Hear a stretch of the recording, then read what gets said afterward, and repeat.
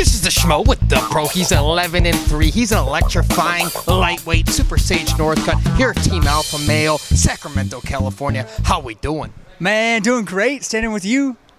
Appreciate that, man. Long time in the making, man. Super Sage Northcutt. 4 years the Schmo's been waiting to interview you, man. That's a long time to be outside of the cage. Dang, I know. Yeah, it's been way too long. 4 years. It feels like forever for me, but still young, so it's good. Ahmed Mutoba, that's who you're facing, man, the Wolverine. He trains over there, still in San Jose, not too far away from you. What is your expectation facing the Wolverine, one fight night, 10, Denver, Colorado?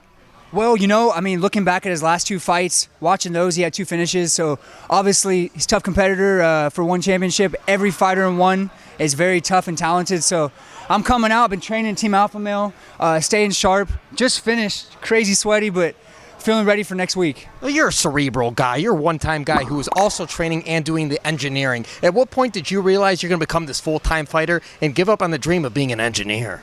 I think I was like 19, probably 19, 20. I got in, so I started fighting professionally 18, and then at 19 years old, I was the youngest fighter, one of the youngest for the UFC.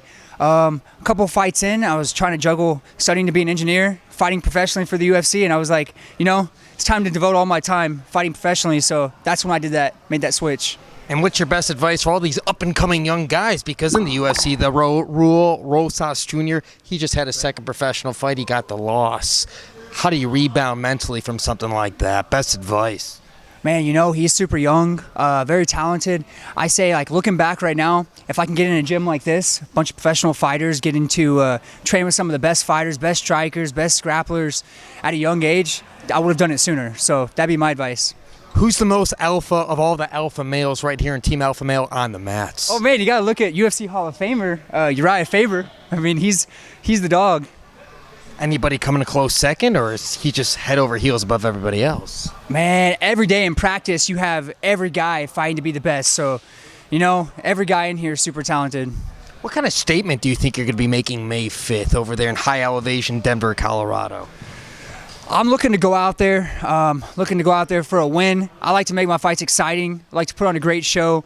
But ultimately, want to make one championship happy with who they signed. I had a great career at the UFC, and coming to one championship, first fight wasn't as planned, but I like to make this career with one championship very good. As one of the best-looking fighters in mixed martial arts, who's on your Mount Rushmore of current best-looking fighters in mixed martial arts? Thanks, Schmo.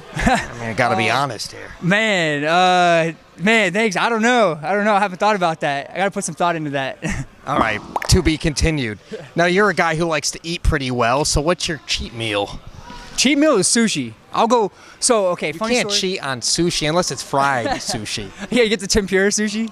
Okay. Okay, so only reason it's a cheat meal is because I'll go eat sushi, all you can eat, and I'll try to eat like an eating competition with my brother or family. We'll eat like 40 or 50 pieces straight. So definitely consider that a cheat meal. Definitely several thousand calories. And your brother-in-law, Raymond Daniels, once kicked the bottle off the Schmo's head.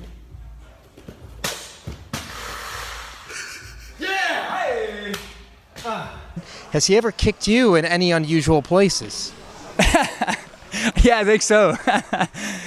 We got some good rounds in. He's got some of the best kicks in the world, that's for sure. Certainly does. And can we get a final message for all the Super Sage Northcutt fans out there worldwide? Absolutely. It's been almost 4 years since I fought last. I've been training super hard, staying consistent. I'm excited to come back, and I'd like to be very active, put on a great show for y'all. So everyone that's been waiting, thank you. And anybody that hasn't seen me fight or maybe isn't a fan of my fighting, I hope I can win you over and have you be a fan in the future. Stay tuned. One fight night, 10, Denver, Colorado, May 5th. He's the Pro. I'm the Schmo. We're out.